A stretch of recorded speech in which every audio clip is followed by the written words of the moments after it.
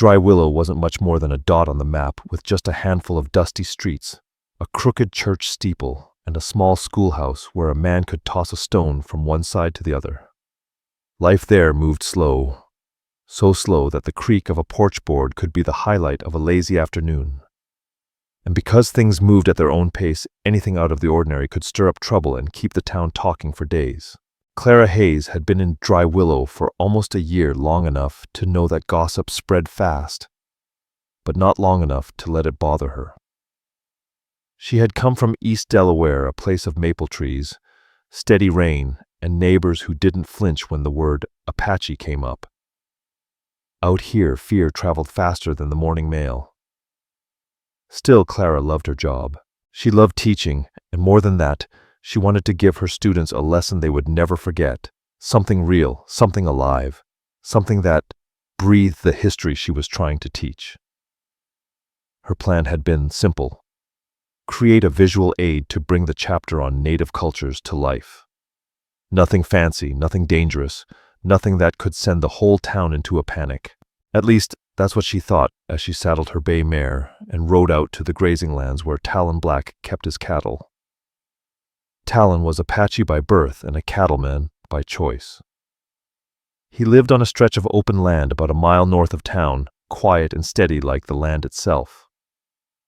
Folks respected him, though they weren't exactly sure what he was capable of, only that he had the strength of a thunderstorm if he ever chose to unleash it. She had met him twice before, once when she needed help fixing the schoolyard fence, and again when one of her students had wandered too far and gotten lost. Both times Talon appeared like the land had whispered his name. He didn't talk much, but when he did, his words carried the weight of a man who had seen the world change more times than he cared to count. So Clara trusted him. Or at least she trusted that he would understand what she needed: a small teaching prop for the children, something they could study to better understand the old ways of the Apache. She explained her idea that morning, sitting tall in her saddle, while Talon leaned on a fence post polishing a bridle. He listened without interrupting, his dark eyes narrowing slightly. "You want a lodge?" he repeated. "Apache-style poles, hide frame and all." "Yes," she said, brightening. "Well, no, not all of it. Just something simple. Something child-sized, about 3 feet tall," she added, holding her hands out to demonstrate. "Just a model." Talon studied her for a long moment, the wind tugging at his black hair. "A lodge is not a toy," he said finally, "or a decoration." "Oh, of course, bitte," Clara said quickly. "I didn't mean it like that. I only want the children to learn with something they can see. Something real," she added. Talon nodded slowly. "If you want something real, then it should be real." Clara smiled, relieved. "Wonderful. I trust your judgment." Those words, she would come to realize, would be the most dangerous 5 words she had spoken since arriving in the West. Talon gently tapped the fence post with his knuckles, then pushed away from it with a decision in his movements. "I will build it as my people build it," he said. "Strong, true, standing the way a lodge should stand." Clara clapped her hands together. "Thank you, Talon. I'll pay you for your work." He raised a hand. "No payment. A teacher should not pay for showing the truth." At that, Clara felt something warm stir in her heart. She had always known that some people were good at their core, people who believed in something larger than themselves. And Talon, despite the walls he carried around him, was one of them. She left his ranch with a smile, rode back toward town, and spent the next 2 days preparing her class for the big surprise. She told them only that they'd be learning history in a way they'd never forget. The children buzzed like bees around her, guessing wildly. Some thought it might be a painted map. Others hoped for storybooks. One boy insisted it would be a live buffalo, which earned him a stern shake of her head. But nothing, absolutely nothing, could have prepared Clara for what she saw when she rode up behind the schoolhouse. There, standing as tall as a house, poles fixed deep in the earth, hide stretched smooth and tied with ropes. Thick as her wrist was a full-size Apache lodge. nearly 15 feet high and broad enough to shelter a family of 6 without touching elbows. Clara pulled her mare to a stop so fast the saddle squeaked. Her jaw dropped. "Talon," she whispered, breathless. "What have you done?" And before she could say anything else, Talon himself stepped out from behind the towering structure, brushing dust from his hands as proud as any man who had poured his heart into honest work. At that moment, Clara felt the first tremor of trouble rumbling beneath Dry Willow. Trouble she had accidentally invited, with nothing more than an earnest smile and a desire to teach the children the truth. She didn't know how long she sat frozen in her saddle, staring at the towering lodge as though it might sprout legs and march right into town. It was magnificent, no doubt about it. The hides were the pale sand color of the desert after a long summer stretched tight over poles trimmed to a clean point. The doorway faced east, just as Apache tradition required, and the entire structure shimmered softly in the morning sun, like some ancient spirit had chosen that moment to settle itself behind the schoolhouse. Under any other circumstances, Clara might have admired it. But this morning, admiration was the furthest thing from her mind. "Talon," she sputtered the moment she managed to swing off her horse. This is enormous."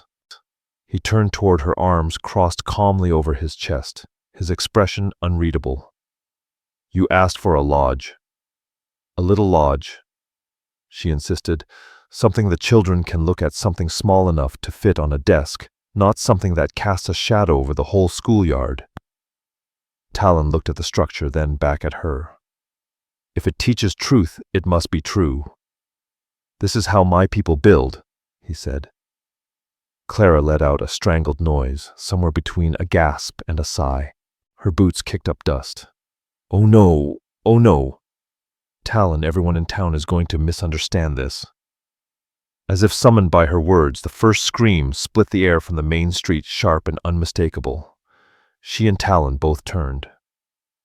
Down past the schoolyard fence, Ruth Wicks, the baker's wife, stood frozen beside her wagon, her eyes wide as saucers. She was staring directly at the lodge, then looked at Clara. Then her gaze shifted back to the lodge. Her scream doubled, tripled, then echoed down the dusty road like a whip crack. "They're coming! Apache camp! We're under attack!" Clara pressed her palms to her face, a groan escaping her lips. "Oh Lord," she whispered. "It's happening." And it happened faster than wildfire in August. Within minutes, townsfolk appeared on porches, behind windows, peeking from behind horses that hadn't even been saddled. Someone dropped a crate of apples and it rolled wildly down the hill. Someone else tripped over a dog. A pair of men sprinted toward the mercantile, shouting for rifles, even though neither had any clue how to load one properly. The bell at the small church started to clang, pulled with desperation like it was the end of days. Clara didn't know who had pulled the rope, but they did it like the world was ending. Talon watched it all with a strange, patient calm. "Your people fear shadows," he said quietly. "They fear misunderstanding," Clara corrected, "which is exactly what we've given them." Ruth's voice cut through the rising chaos. "Take cover. Lock your doors. Hide your livestock."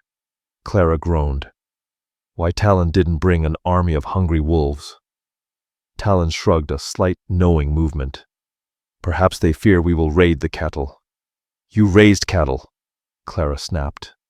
"Yes," Talon said, "but they don't remember that." A boy no older than 10 came running down the path. "Miss Clara, my pa says we gotta get underground. He says Apache warriors are setting up camp behind the school." Clara knelt down, gripping the boy's shoulders. "Zeke, listen to me. There are no Apache warriors. Do you understand? No one is attacking. It's just a lesson." "Your pa," Talon murmured from behind her, "thinks otherwise." Down the hill, men were rounding up cattle, shoving them into barns as if they expected a siege. A woman stood on her porch, clutching a Bible to her chest, muttering prayers between gasps. The saloon doors swung open as someone rushed out, tripping and spilling a bucket of water across the street. Clara straightened up. I have to fix this. She started running toward town. Talon watched her for a heartbeat, then followed his long strides calm and steady, making no effort to hide his broad, dark figure. His presence sent another ripple of panic through the people. There he is, but someone shouted. One of them, Clara threw her hands up in frustration. Stop it, stop shouting. He's helping me, she yelled. But Dry Willow had already made up its mind. The people scattered like autumn quail flushing from the brush. She chased one resident after another, breath burning in her chest. No, the lodge is a school project. No, he's not preparing for war. No. Please unlock your doors, she cried. No, Ruth. You don't need to climb onto the roof. Talon caught up to her halfway down the street, moving with the quiet patience of someone who had seen far too much to be troubled by panic. They will not listen, he said. They have to, Clara insisted. They are my students' families. They trust me. A shutter slammed shut beside her. Someone slid a bar across a door. A sign at the barber shop flipped from open to closed, so fast the chain rattled. Talon nodded gently. Not today. Clara pressed both hands to her knees, panting hard. This is all my fault. It is a misunderstanding, Talon said softly. Misunderstandings can be undone. Yes, she said bitterly. After the town stops acting like a herd of terrified prairie dogs. Behind them, the lodge stood tall and silent, a proud, ancient structure shimmering in the sun. A beautiful thing meant for learning, for connection. Now the center of the biggest panic Dry Willow had seen in a decade. Clara Hayes exhaled slowly. Well, if we can't take it down, Talon Black nodded. Then we finish it. Clara looked up at him. Dust clinging to her lashes, her face flushed from running, explaining and failing. You really think we can get past this mess? She asked quietly. Talon gave a small, warm smile, one that startled her with its gentleness. We will build it true, he said. And when your people see it, maybe they'll see me differently. Clara swallowed hard. The fear, the shouting, the chaos, it wasn't in his eyes. Only calm resolve. All right, she said softly. Then let's finish it. With that, they turned back toward the towering lodge, toward the trouble they had stirred up together, and the trouble they would need to unwangle side by side. By the time Clara and Talon reached the schoolyard again, the lodge stood like a sentinel over Dry Willow, quiet, dignified, and completely responsible for the worst misunderstanding the town had suffered since the coyote and the church cellar incident of '86. Clara stopped at the edge of the clearing, staring up at the structure. I suppose since it's already the size of a barn, we might as well make it look proper. Talon nodded as though she had just said something wise and deeply philosophical. A lodge deserves to be finished. Clara muttered, so does the cup of coffee, but I don't build a mountain to drink it. Talon didn't reply, just bent down to pick up a bundle of willow branches. His movements were slow, deliberate, like the panic in town hadn't even touched him. Clara wanted to envy his calm, but she was far too busy panicking for both of them. Okay, she said, rubbing her palms together. Tell me what I can do. Talon glanced at her. You can hold this. He handed her a length of rawhide rope, long, heavy, and stiff as a plank. Clara took it confidently, but immediately lost control. It whipped around one angle, then the other, and she toppled backward into a neat heap of dust. Talon blinked once, then twice. His lips twitched. Clara pointed an accusing finger at him from the ground. Don't you dare laugh! Too late. A low, warm chuckle bubbled out of him, soft at first, then fuller, richer, like a man laughing for the first time in months. Clara tried to look offended, but honestly the sound of his laughter did something odd to her ribs. She scrambled up, brushing dust from her skirt. It's not funny. It is a little. Talon said, still smiling. That rope attacked me. Because you held it wrong. Well, maybe you didn't explain it properly. He folded his arms. You are holding a rope, not building a steam engine. She huffed. I'll have you know I'm capable of far more complicated things than rope holding. Show me that. It was a challenge, plainly spoken. And Clara Hayes was not one to turn her back on a challenge, especially not from a man who teased as gently as Talon. Fine, she snapped, grabbing the rope again. Tell me what to do. Talon stepped behind her, took the rope from her hands and looped it around a support pole. You pull like this, he said, guiding her hands along the length of the rawhide. His touch was warm, steady, and unhurried, not with anger, with intent. Clara nodded, swallowing a sudden flutter in her chest. All right. Unhut. He let her try. She pulled too hard and nearly yanked herself into the pole. Talon caught her elbow before she collided with it. His fingers wrapped firmly around her arm, steadying her.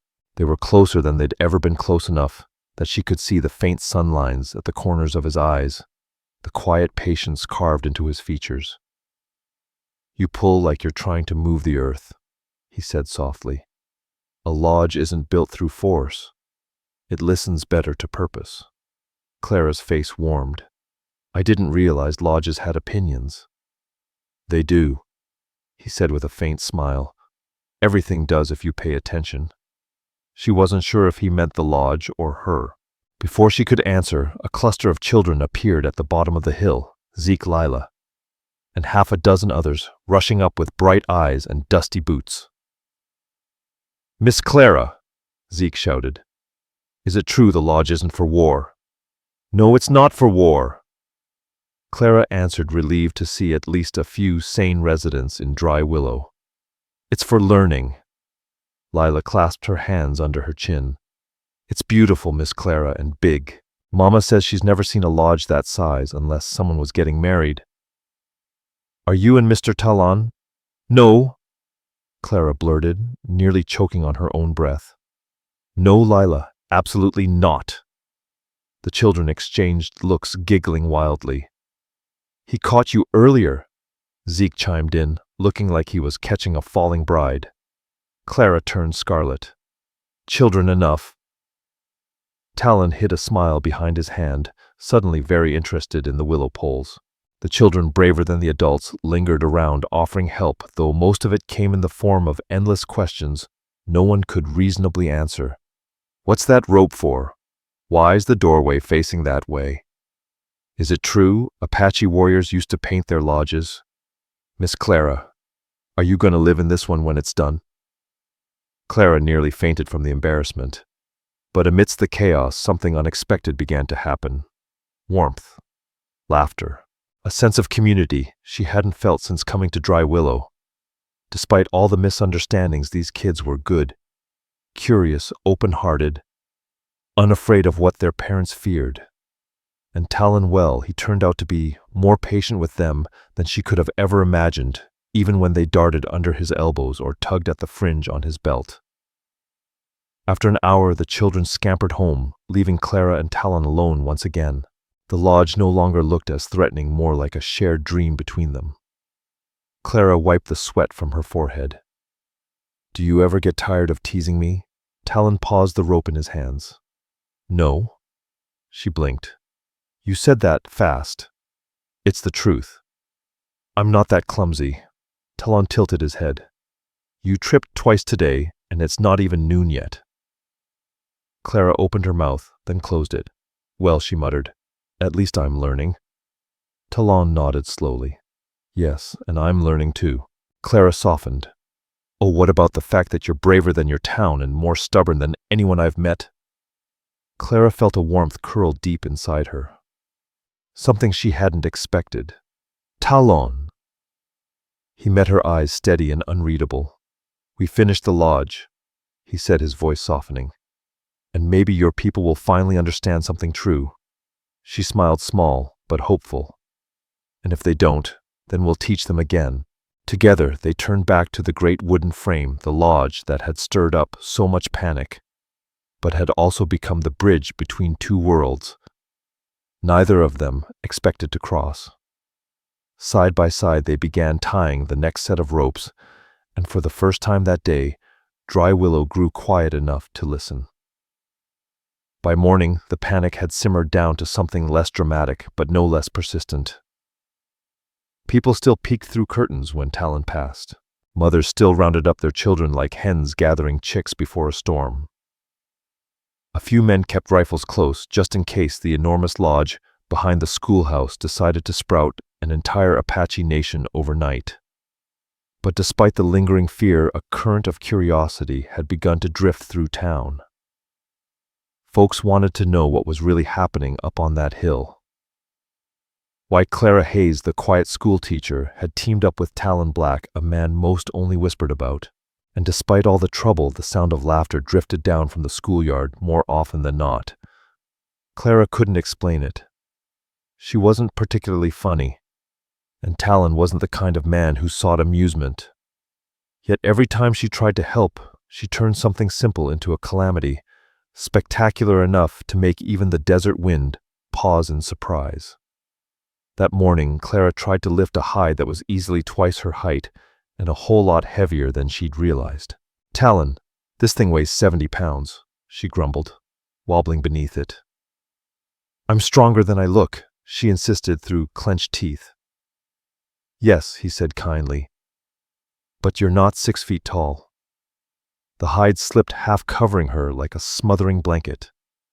Talon stepped forward quickly, yanked it free, and gave her a soft laugh. "You fight the hide like it insulted your mother." "It did insult me," she huffed, brushing dust and embarrassment from her sleeves. "It refuses to cooperate. That's not the hide's fault." "Well, whose fault is it then?" she demanded. He looked at her with a calm so gentle it almost felt like affection. "Yours." She glared at him, then at the hide, then back at him. "Fine. Then you show me again." He did, slowly and patiently, guiding her hands as one would guide a skittish colt. His fingers brushed hers. He didn't pull away, neither did she. They worked like that all morning, close but not too close. Warm, but never quite warm enough to say anything aloud. By noon the sun had climbed high, beating down on the schoolyard, with a heat thick enough to bend the distant horizon.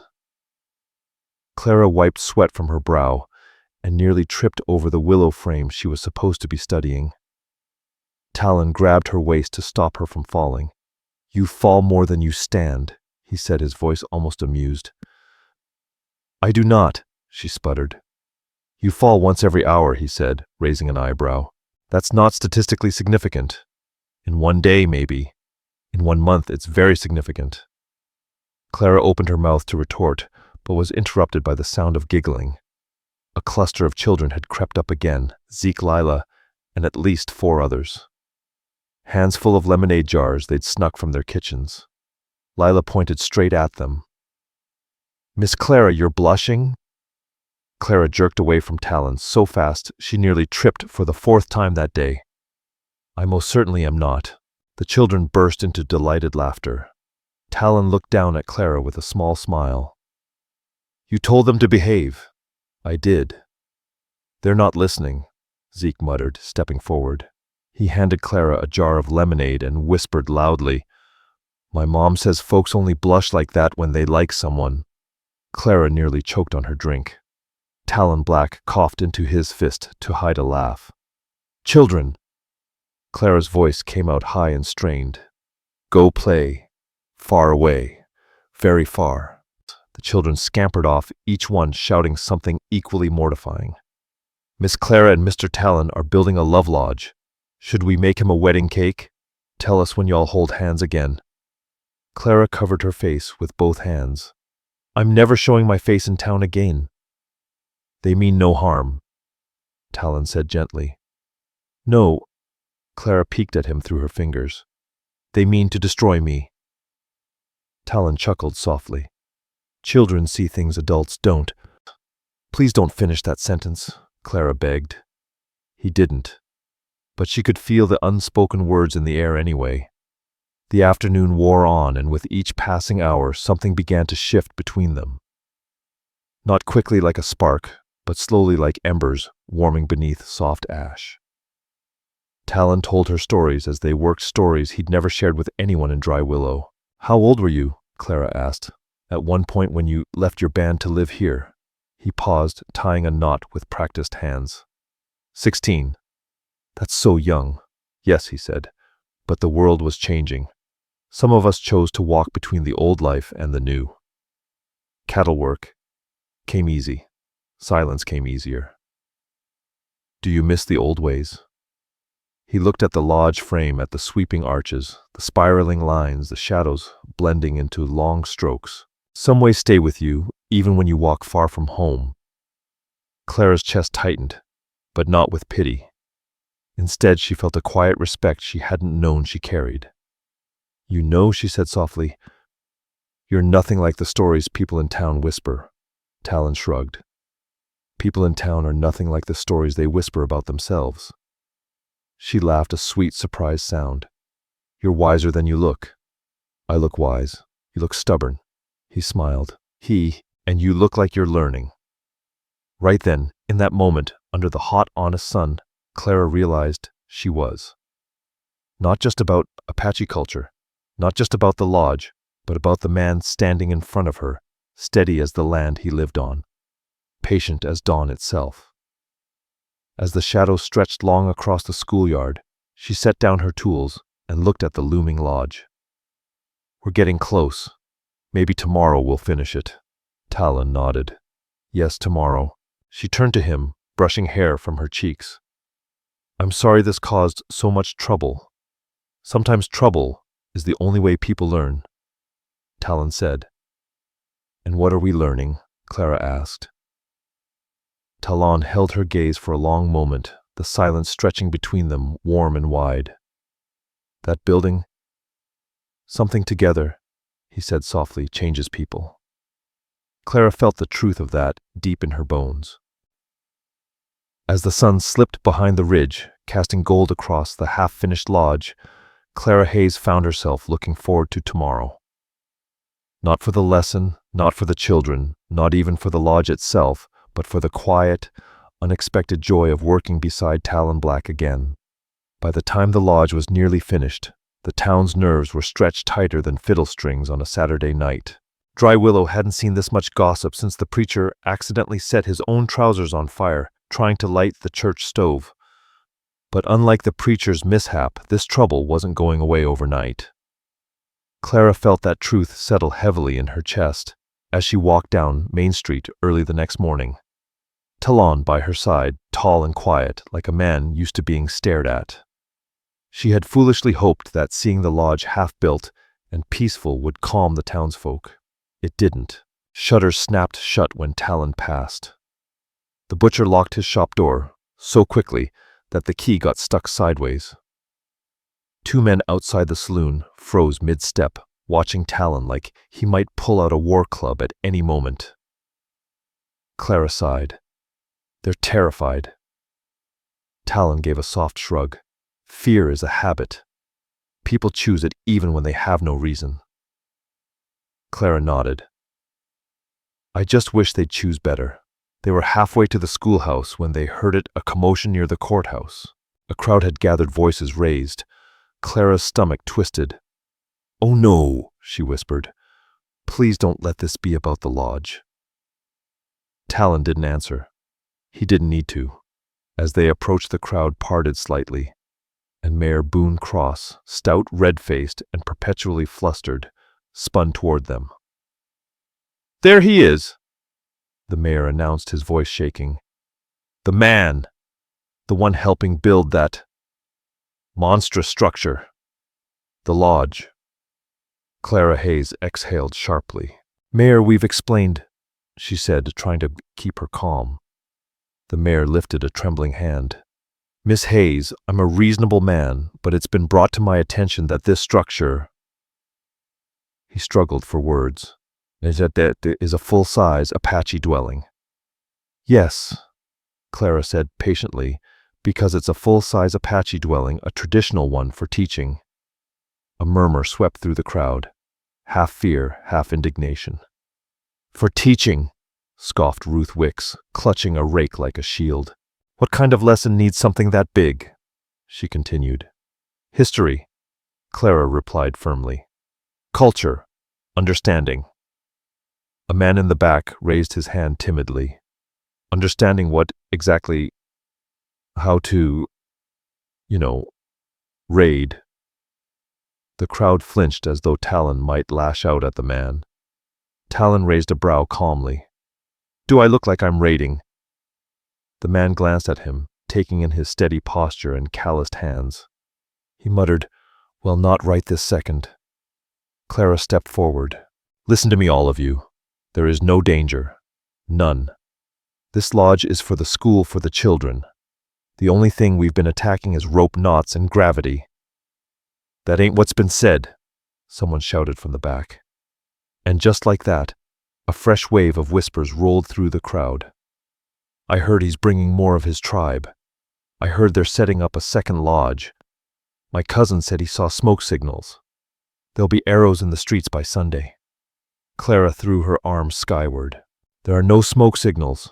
That was the schoolhouse chimney. The mayor cleared his throat dramatically.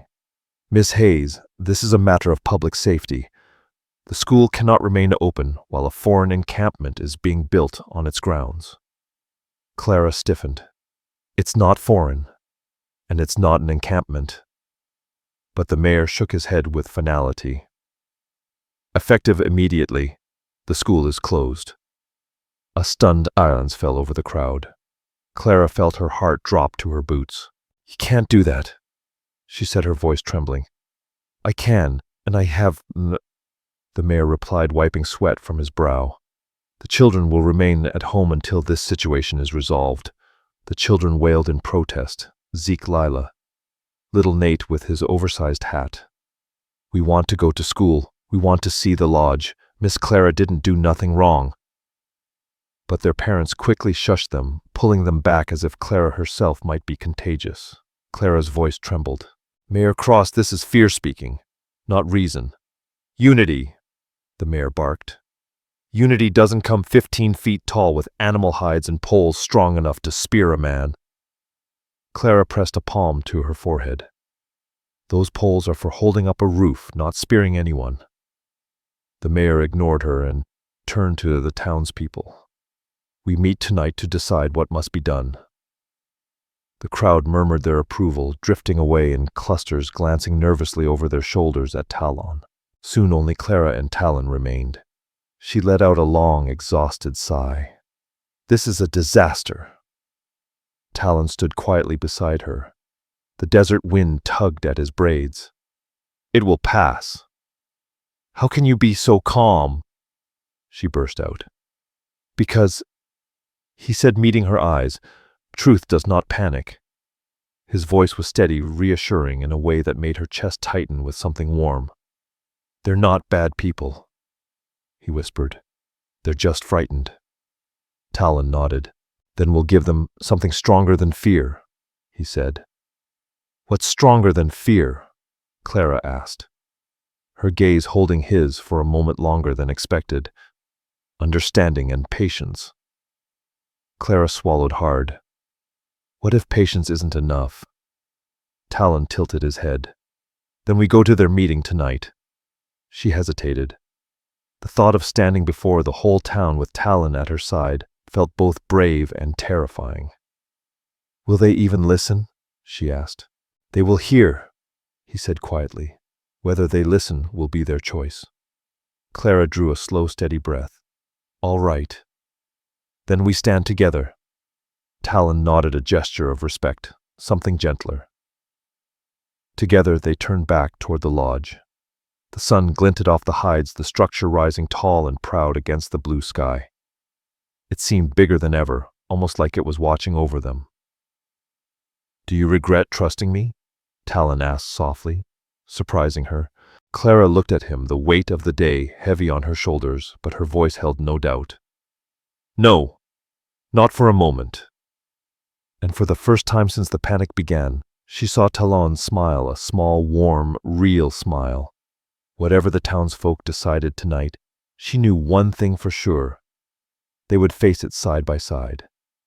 Evening settled over Dry Willow like a soft blanket, wrapping the town in a dusty gold that made even the crooked rooftops seem peaceful. But peace was the last thing on anyone's mind. Folks crowded into the town hall, their whispers and worries filling the air, even though the evening breeze was cool enough. Clara Hayes stood just outside the doorway, her hands nervously twisting in her skirt. Talon Black stood beside her, as still as stone, the lantern light catching the copper beads in his braids.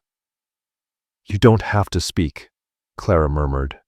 "I know," he replied, "but I should." She inhaled deeply, steadying herself. "Ready?" she asked. "No," Talon answered, "but I'll walk in anyway." Something in his quiet confidence steadied her, and together they stepped inside. Every head turned. Some faces held fear, others suspicion. A few looked downright exhausted, having heard too much gossip and not enough sense. Clara spotted her students squeezed into the back row, Zeke waving wildly until his mother pulled his arm down. Mayor Booncross cleared his throat dramatically, the kind of sound a man makes when about to deliver bad news. "Ms. Hayes, Mr. Black," he said, his voice thick with authority. "Since you two are the cause of this situation," Clara muttered under her breath, "he makes it sound like we set fire to the church." Talon's lips twitched in a barely contained smile. The mayor continued, his voice faltering slightly. "You may speak first." Clara stepped forward, smoothing her skirt, hoping her feet wouldn't betray her. "Everyone," she began, her voice steady but full of emotion. "I know this week has been confusing and frightening for some, but I need you to listen with both your ears and your hearts." Someone coughed skeptically in the back. "The lodge behind the schoolhouse is not a threat," Clara said firmly. "It's a gift, a chance to understand the people whose history shaped this land long before any of us arrived." A murmur rippled through the crowd, half fear, half disbelief. Ruth Wicks, clutching a rake like a weapon, scoffed. "For teaching?" "Yes," Clara said. "For teaching. History, culture, understanding." A man in the back raised his hand timidly. "Understanding what exactly?" "How to, raid." The crowd shifted uneasily, waiting for Talon to react. Talon raised an eyebrow, his calm gaze sweeping over the room. "Do I look like I'm raiding?" The man took in Talon's steady posture and calloused hands, then muttered, "Well, not right this second." Clara took another step forward. "Listen to me," she said, her voice growing firmer. "There is no danger. None. This lodge is for the school, for the children. The only thing we've been attacking is rope knots and gravity." A voice from the back shouted, "That ain't what's been said." And just like that, another wave of whispers rolled through the crowd. "I heard he's bringing more of his tribe.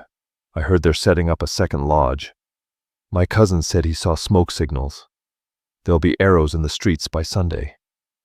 Clara threw her arms skyward in exasperation. "There are no smoke signals.